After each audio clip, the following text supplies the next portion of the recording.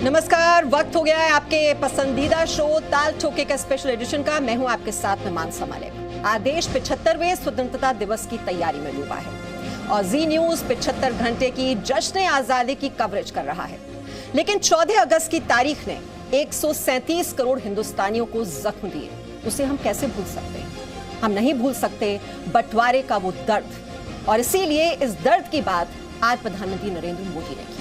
PM Modi ने 14 अगस्त को विभाजन विभीषिका स्मृति दिवस के तौर पर मनाने का फैसला किया।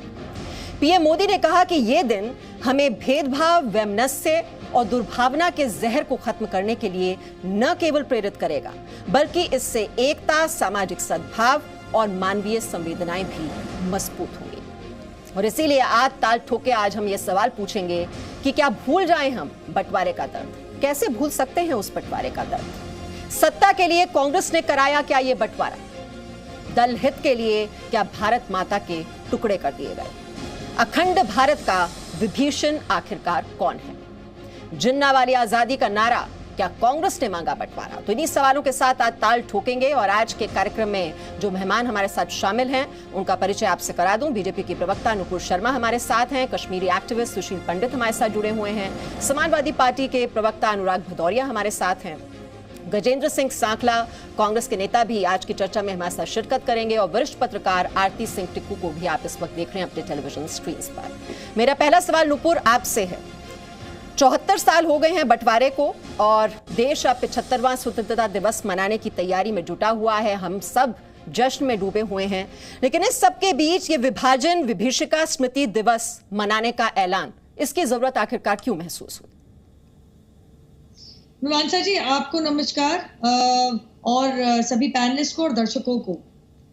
देखिए, ये समझना बहुत जरूरी है कि पूरी दुनिया के अंदर जहां पे भी विभाजन होता है, जहां पे खास करके धार्मिक आधार या जातिवाद आधार पे हिंसा की पीठ के ऊपर बंटवारा होता है, जहां पे खासकर अगर मैं भारत की बात करूं तो करीबन 2 से 20 लाख लोगों का डिप्लेसमेंट होता है, करीबन 1 से 2 करोड़ लोगों का डिप्लेसमेंट और 2 से 20 लाख लोगों की मृत्यु होती है, जहां पे महिलाओं के साथ दुष्कर्म किए जाते हैं, बच्चे मारे जाते हैं, धार्मिक आधार के ऊपर लोगों के साथ हिंसा होती है। और एक देश जो अगर आप मान ले एक माटी है, एक शरीर है, उसका बंटवारा किया और वो सिर्फ चंद लोगों की राजनीतिक महत्वाकांक्षाओं के लिए। तो अगर दुनिया भर के अंदर अलग अलग तरीकों के देशों के अंदर हॉलोकास्ट डे भी बनाए जाते हैं और एक रिमेम्बरेंस दी जाती है कि हमारे ही अपने देश के लोगों ने क्या प्रताड़ना सहन करी थी और चंद महत्वाकांक्षाओं के लिए सहन करी थी, अपने घरों से निकल के बेघर हो जाना, अपनी जमा पूंजी को खो देना, अपने ही देश में आप लगा लीजिए एक रेफ्यूजी का स्टेटस पा लेना। तो ये जो परेशानियां हैं, अगर हम उनको कहीं ना कहीं रिमेम्बरेंस के तौर पे ये दिन को आप हिस्ट्री में, इतिहास में इनग्रेव कर दे तो कुछ गलत नहीं है, क्योंकि अपने इतिहास को भुला देना अपने आप से झूठ बोलने के बराबर होता है। तो हाँ, ये समझना जरूरी होगा। मैं कहूंगी कि ठीक है, बांग्लादेश की अभी बात नहीं हो रही, श्रीलंका के हमारे हिस्से की, बर्मा की बात नहीं हो रही, और पाकिस्तान का जो बंटवारा, तो भारत का बंटवारा हुआ है, पाकिस्तान तो आप कह रही हैं कि इतिहास को कैसे भुलाया जा सकता है? गजेंद्र सिंह सांखला जी, ये तो हार्ड रियलिटी है। कितने लोग यहाँ से डिस्प्लेस हुए, किस हाल में वो रहे फिर, और जो महिलाओं के साथ जो बलात्कार हुआ, उनका अपहरण कर लिया गया और हजारों लोग बेघर हो गए। तो उस दर्द को कैसे भूल जाएं? और अगर उनके संघर्ष, उनकी बलिदान के याद में अगर एक दिवस मनाया जा रहा है तो फिर दिक्कत किस बात की? नहीं, दिक्कत कहीं नहीं है। निश्चित रूप से देश के अंदर आज दिक्कत ये आ रही है कि जो लोग विभाजन विभीषिका स्मृति दिवस की बात कर रहे हैं, वो लोग आजादी के आंदोलन के अंदर थे कहां? वो लोग जो अंग्रेजों का शासन इस देश के अंदर था और अंग्रेजों की तिहरी गुलामी से हिंदुस्तान का हर नागरिक प्रताड़ित था, उस समय वो अंग्रेजों की मुखबिरी और अंग्रेजों के साथ खड़े थे। वो आरएसएस आजादी के आंदोलन में देश की जनता के साथ न होकर के अंग्रेजों के साथ खड़े थे। वो आज बात करते हैं कि विभाजन विभीषिका स्मृति दिवस मनाया जाए और ये दिवस नरेंद्र मोदी जी को 7 साल के बाद याद आया है। जब 7 साल तक वो राज करते रहे, उनको आज याद नहीं आया?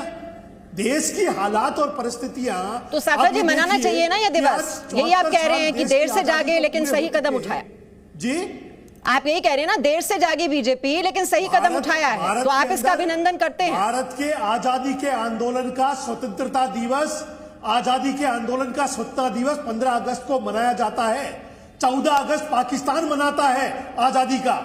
प्रधानमंत्री जी को पाकिस्तान के प्रति प्रेम उमड़ा है कि वो पाकिस्तान दिवस को भारत के अंदर विभीषिका दिवस के रूप में मनाने लेकिन जो लोग प्रताड़ित हुए थे गजेंद्र जी, उस दर्द को कैसे भुला दिया जाए? पूरा देश आजादी अगर के आंदोलन उनके संघर्ष, उनके बलिदान को अगर याद किया जा रहा है तो इसमें पार्टी को क्या दिक्कत हो रही है? टेंशन बना रहा है। कांग्रेस पार्टी के नेताओं को तो पसंद आ नहीं रहा। और ये विभीषिका दिवस की बात कर रहे हैं, और वो लोग बात कर रहे हैं जो ये कहते हैं कि तुष्टीकरण की नीति की वजह से देश का बंटवारा हुआ। अरे देश के बंटवारे का सबसे बड़ा कारण आरएसएस और मुस्लिम लीग का जो सोच था, उसका परिणाम था कि देश बंटवारा हुआ, देश धार्मिक आधार पर 2 भागों में बटा। उस समय भी आरएसएस की सोच ये थी कि देश को धार्मिक आधार पर बांटा जाए। ये तो बाबा साहब भीमराव अंबेडकर की सोच है कि देश के अंदर धर्मनिरपेक्ष राष्ट्र बना, तमाम धर्मों के लोगों। ठीक है, आरती टिक्कू सिंह जी को मैं यहाँ लेकर आ रही हूँ। आरती जी, आपने सुना कांग्रेस नेता कह रहे हैं कि इसके लिए तो आरएसएस जिम्मेदार है, ये उनकी विचारधारा थी जिसकी वजह से देश का बंटवारा हुआ, सजाया गया इनका। देखिए, और कांग्रेस को क्लीन चिट दे दी जाए। ये आज भी उसी आधार पर चल रहे हैं। ठीक है गजेंद्र जी, आपने अपनी बात रख ली, आरती टिक्कू सिंह अपनी बात। सरकार नरेंद्र मोदी की सोच कर रही है। देखिए, ये बहुत ही आश्चर्यजनक बात है कि प्रधानमंत्री मोदी जी ने एक अच्छी बात की है। वो चुनाव हो रहे हो इस वक्त देश में या नहीं हो रहे हो, इस समय क्यों कहा, 14 अगस्त को क्यों कहा, ये सारी बातें एक तरफ रख के आप सोचे कि उन्होंने कहा क्या। वो एक जो आजादी हमको मिली वो उन लोगों की वजह से मिली जिन्होंने अपनी जानें दी। 20 मिलियन लोग जो है वो अपने घरों से बेघर हुए, 2 मिलियन लोग जो है भारतवासी वो मारे गए उस विभाजन में। और अगर 70 साल के बाद कोई प्रधानमंत्री इस देश में ये कहता है कि हमें उन लोगों को याद करना चाहिए, और ये सोच जो है 2 नेशन थ्योरी जिसकी वजह से विभाजन हुआ, और वो 2 नेशन थ्योरी मुस्लिम लीग की कॉल थी, वो 2 नेशन थ्योरी आरएसएस या कांग्रेस की कॉल नहीं थी। तो मुझे तो समझ ही नहीं आता ये जितनी भी पॉलिटिकल पार्टीज इंडिया में हैं आपस में क्यों लड़ रही है, जबकि इतिहास गवाह है कि 2 नेशन थ्योरी का जो स्लोगन था वो मुस्लिम लीग का था, उनके माइंड में था, और ब्रिटिश के माइंड में था कि इंडिया का विभाजन हिंदू मुसलमान को अलग करके होगा। उन लोगों की कोशिश थी डिवाइड एंड रूल, जो ब्रिटिश पॉलिसी थी हिंदूज और मुस्लिम्स को अलग करने की। 2 नेशन थ्योरी जिसमें हेट्रेड, नफरत के जो सीड थे वो बोए गए, जो नफरत हिंदू और मुसलमान में करवाई गई, वो ना तो मैं कहूंगी कांग्रेस का था ना ही आरएसएस का एजेंडा था, वो एजेंडा मुस्लिम लीग और ब्रिटिश लोगों का था। और ये लोग आज आपस में क्यों झगड़ा करें जबकि प्रधानमंत्री जोड़ने की बात कर रहे हैं, हिंदू और मुसलमान की जोड़ने की बात कर रहे हैं। सही तो बात। मालूम नहीं। ठीक है अनुराग भदौरिया, ये आपस में हम क्यों लड़ रहे हैं, एक दूसरे को जिम्मेदार ठहरा रहे हैं? अब यहाँ तो ब्रिटिश हुकूमत के अपना वो था लालच, और जो मुस्लिम लीग थी उन्होंने ये नफरत के बीज बोए, हम आपस में क्यों लड़ रहे हैं? ये सवाल ही तो मैं पूछना चाहता हूं भारतीय जनता पार्टी से। सवाल, ये सबसे बड़ा सवाल यही है, और इसी सवाल में सारे जवाब भी छुपे हैं।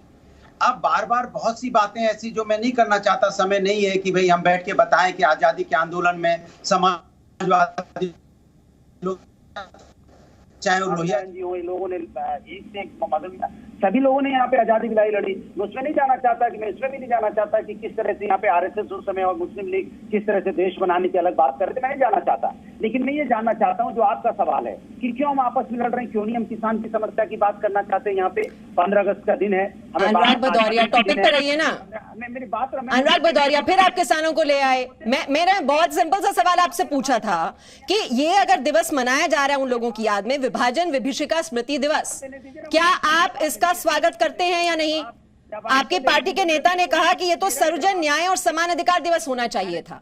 सवाल यह है कि जो लोग बेघर हो गए, जिन्होंने उस विभीषिका को झेला है, तो मैं बोलूं दोनों में से एक ही बोलेगा ना। नहीं, तो अनुराग भदौरिया, आप स्वागत करते हैं कि नहीं करते, बता दीजिए ना सीधा सीधा। आप किसानों पर पहुंच गए। सारे सवाल पूछ लो, फिर मैं जवाब दूं। पूछ लो आप एक बार। मैंने सवाल आपसे यही तो किया कि आपस में लड़ने से मिलेगा क्या?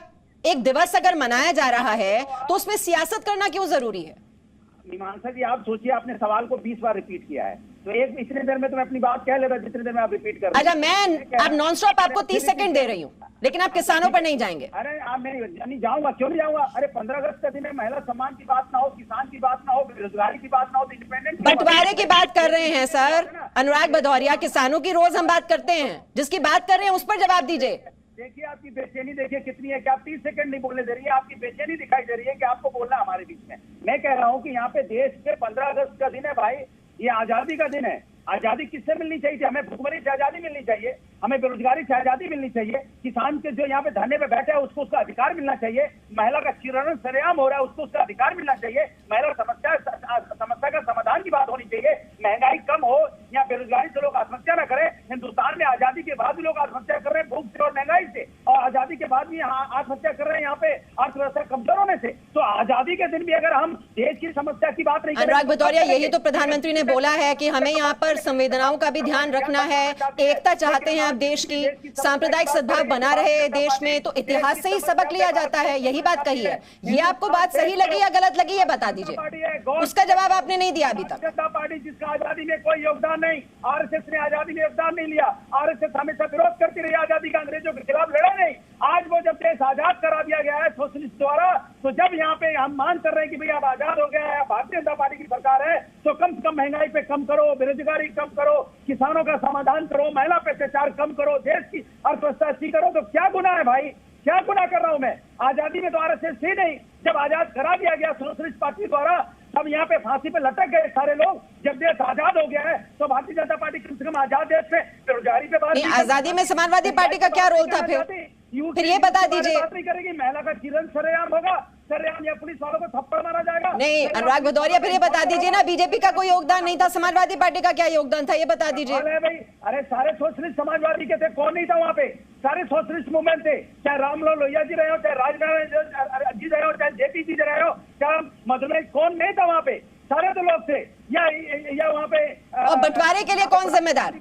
बंटवारे के लिए कौन जिम्मेदार? गांधी जी खुद सोशलिस्ट थे, गांधी जी खुद सोशलिस्ट। बंटवारे के लिए कौन जिम्मेदार? अनुराग भदौरिया, लेकिन भारतीय जनता बंटवारे के लिए कौन जिम्मेदार? आजादी के दिन भी बेरोजगारी पे चर्चा करने को कह रहे हैं, क्यों बेरोजगारी पे चर्चा कर रहे हो? आजादी दिन भी बेरोजगारी पे चर्चा ना हो, महंगाई पे चर्चा ना हो, आजादी का दिन है। सुशील पंडित, ठीक है Anurag Bhadauria, your time is over now. मैंने आपको नॉन स्टॉप दे दिया 30 सेकंड, इतना तो हमारी ठीक है। मैं लौट कर आ रही हूँ आपके पास। सुशील पंडित, ये सत्ता का लालच था कि देश पर एक लकीर खींच दी गई और बंटवारा हो गया, जिम्मेदार कौन, किसने धोखा किया? सुशील पंडित। धन्यवाद मीमांसा जी, आप सबको मेरा प्रणाम, आपके दर्शकों को भी नमस्कार।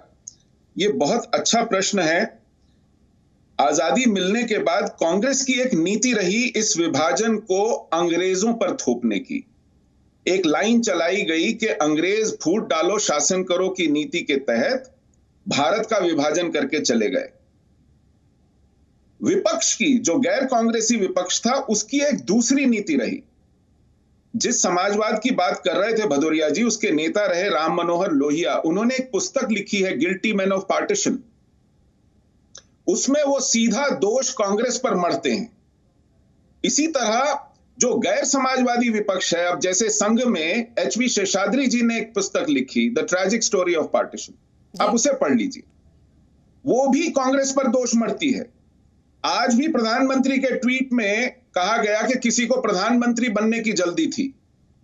तो एक तरफ दोष मढ़ा जाता है अंग्रेज पर, जो कांग्रेस करती है, दूसरी तरफ गैर कांग्रेसी विपक्ष दोष मढ़ता है कांग्रेस पर, क्योंकि आजादी मिलने के बाद सत्ता का संघर्ष इन्हीं दो में रहा।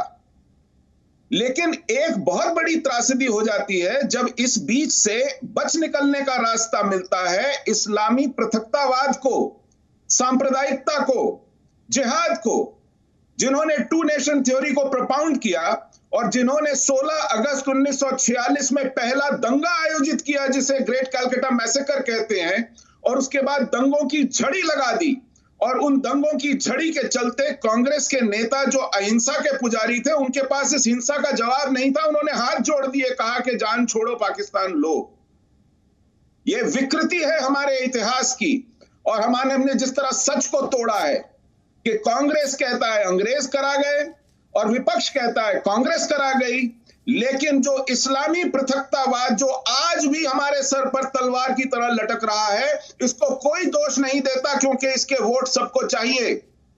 मैं तो कहता हूं अगर अंग्रेज 2-4% इस देश में रह गए होते, नहीं गए होते, तो अंग्रेज को भी कोई दोष नहीं देता, क्योंकि उसके भी वोट चाहिए थे। तो हम सच बोलने से कतराते हैं। इस पर कोई ढंग की पुस्तक नहीं आई है, किसी पाठ्यक्रम में हमारी पार्टीशन स्टडीज को शामिल नहीं किया गया है, कोई रिसर्च नहीं होती है, कोई पीएचडी नहीं होती है, कोई फिल्म नहीं बनती है, इस पर कोई साहित्य नहीं है। कारण केवल एक है कि इस पर केवल और केवल लीपापोती हुई है। और मुस्लिम पृथकतावाद को, जिहाद को बच निकलने का रास्ता हमेशा दिया जाता रहा है। और सबसे बड़ा दोषी अगर पार्टीशन का कोई है, हमारे बंटवारे का कोई है, तो वो इस्लामी संकीर्णता, कट्टरवाद और पृथकतावाद है, जिसको आज भी गैर कांग्रेसी दल छुपाते हैं।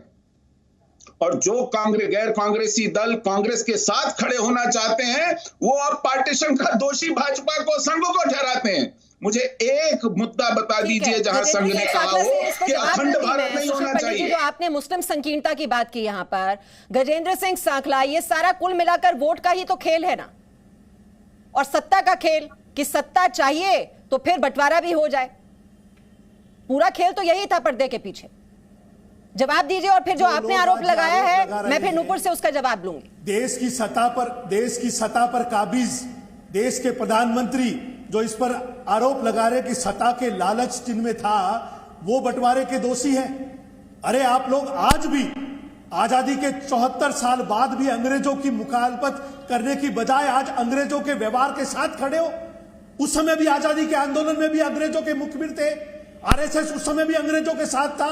आजादी के आंदोलन के हमारे स्वतंत्रता सेनानियों के साथ आरएसएस उस समय भी नहीं खड़ा था, और आज भी उसकी सोच वही है। गजेंद्र सिंह सांखला जी, क्या ये कांग्रेस का फेलियर नहीं रहा कि जिन्ना हावी हो गए और अंग्रेजी हुकूमत को आप कन्विंस नहीं कर पाए? बड़े इतिहासकारों ने ये कांग्रेस की क्या जवाबदेही नहीं बनती इस पर? डिवाइड एंड रूल, आज उस बात को इग्नोर करने के लिए आज भी ये अंग्रेजों की सोच के साथ खड़े, क्योंकि इनकी मानसिकता अंग्रेजी हुकूमत को तब कौन सी पार्टी थी? तब कौन सी पार्टी थी गजेंद्र सिंह सांखला? देश के लिए पॉजिटिव नहीं है। कौन सा संगठन था जो काम कर रहा था? ब्रिटिश हुकूमत अगर आप पर हावी हो रही है, जिन्ना अगर आप पर अपना विचारधारा थोप रहे हैं, तो ये किसका फेलियर हुआ? किसका फेलियर हुआ? आप बताइए ना, किसका फेलियर हुआ? आज आपके बुजुर्गों ने, हमारे बुजुर्गों ने इस देश की आजादी के आंदोलन में अपनी कुर्बानियां दी। इन लोगों ने कभी नाखून तक नहीं कटाया, उन्होंने हंसते हंसते अपनी जान को न्योछावर किया। काम करने वालों से कमियां भी होती है, उस काम करने में व्यावहारिकता में भी कमी आती है, लेकिन उसकी औलादें ऐसी नहीं होती। आपने दो आरोप लगाए, नुपुर जवाब देना चाह रही हैं। नुपुर, अंग्रेजों के मुखबिर थे, आरएसएस विचारधारा के कारण देश का बंटवारा हुआ, ये कांग्रेस का आरोप। जवाब दीजिए। पूर्वजों के त्याग, तपस्या और आजादी के संघर्ष में कोई योगदान आरएसएस का नहीं रहा। इन दोनों सवालों पर जवाब। इनके इतिहास की जानकारी कमजोर है। मैं 4 चीज कहूंगी मीमांसा जी। सबसे पहले मैं कहना चाहूंगी कि ये कोई बात झुठला नहीं सकता कि डॉक्टर हेडगेवार ने गांधी जी के सत्याग्रह में भाग लिया था 1930 के अंदर। इस चीज को कोई झुठला नहीं सकता। दूसरी बात जो नहीं झुठला सकता कोई, वो सुशील पंडित जी ने बिल्कुल सही तरीके से इतिहास को दर्शाया है। इनको चुप कीजिए, मैं किसी के ऊपर नहीं बोली, तरीका नहीं। सांखला जी, आपको वक्त दे दिया, प्लीज। ठीक है, आप बोलिए नुपुर अपनी बात पूरी। दूसरी बात, अगर संघ मुसलमानों के प्रति माइनॉरिटी अपीजमेंट या तुष्टीकरण की राजनीति या मनौती जिसको कहते हैं, अगर संघ इसके खिलाफ था तो गलत क्या था? मीमांसा जी मुझे बताइए। डायरेक्ट एक्शन डे किसकी देन थी और वो होने क्यों दिया? इतने सारे बड़े बड़े दिग्गज नेता बैठे थे कि हम करवाएंगे फ्रीडम, हम दिलवाएंगे देश को इंडिपेंडेंस, डायरेक्ट एक्शन डे जैसे दिन को आने क्यों दिया, उसके बाद दंगे क्यों होने दिए, एथनिक क्लेंजिंग क्यों होने दी हिंदुओं की? इसका जवाब कांग्रेस का कोई नेता आपको नहीं देगा। अगर इनकी सॉफ्ट लाइन अप्रोच नहीं रही होती तो ऐसे काले दिन को भी हिंदू हमारे भाई बहनों को नहीं देखना पड़ता। तीसरी चीज मैं कहना चाहूंगी, इनको चुप कीजिएगा, चुप कीजिएगा। मुझे आरती टिक्कू सिंह का भी कमेंट लेना है। मैंने आज सबसे ज्यादा आप ही को वक्त दिया, प्लीज। नहीं तो मुझे फेडर डाउन करना पड़ेगा। गजेंद्र जी अच्छा नहीं लगता। तीसरी चीज मीमांसा जी, इनके पास जवाब नहीं है। तीसरी चीज मीमांसा जी, अरे अगर पंडित नेहरू और कांग्रेस पार्टी विभाजन और बंटवारे के इतने खिलाफ तो साखला जी एक सवाल का जवाब देंगे मुझे। 3 जून 1947 को लॉर्ड माउंटबेटन ने एक प्रपोजल प्रस्तुत किया था इंडिपेंडेंस एक्ट का। मुझे बता दीजिए उसको क्यों माना पंडित नेहरू ने? 3 जून 1947 को पंडित नेहरू क्यों मान के बैठ गए कि हाँ देश का बंटवारा होना चाहिए? और बता दीजिए, वैसे ही दंगे हो रहे थे हिंदू मुसलमानों के बीच में, आप बता दीजिए रैडक्लिफ लाइन को भी क्यों मान के बैठ गए? ये कहना आसान है यहाँ बैठ के कि पंडित नेहरू और तमाम कांग्रेस के नेतागण नहीं माने थे बंटवारे और विभाजन के लिए, तो मान के क्यों बैठे थे लॉर्ड माउंटबेटन के द्वारा प्रस्तुत किए हुए प्रपोजल को? क्यों मान के बैठे रैडक्लिफ लाइन को? इतिहास गवाह है। आप डॉक्टर बी आर अम्बेडकर का नाम आज आप मखौल ना बनाइए। इतिहास गवाह है कि आपके पंडित नेहरू ने डॉक्टर बी आर अम्बेडकर को पार्लियामेंट में घुसने तक नहीं दिया था। इतनी इज्जत करी थी आपने डॉक्टर अम्बेडकर की, आपने नाम लिया था उनका। ऐसी क्या जलन थी पंडित नेहरू को कि उन्होंने उनको संसद के द्वारे तक बंद कर दिए थे उनके लिए?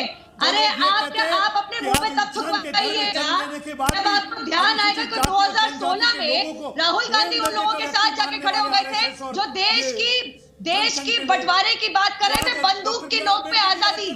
आपको ध्यान दिलाना पड़ेगा, फरवरी 2016 के अंदर जेएनयू में जिस तरीके के नारे लगे हैं देश के सेसेशन के लिए, बंटवारे के लिए, उसके पक्ष में, उसके सपोर्ट में आपके प्रिय राहुल गांधी जाके क्यों खड़े हुए थे?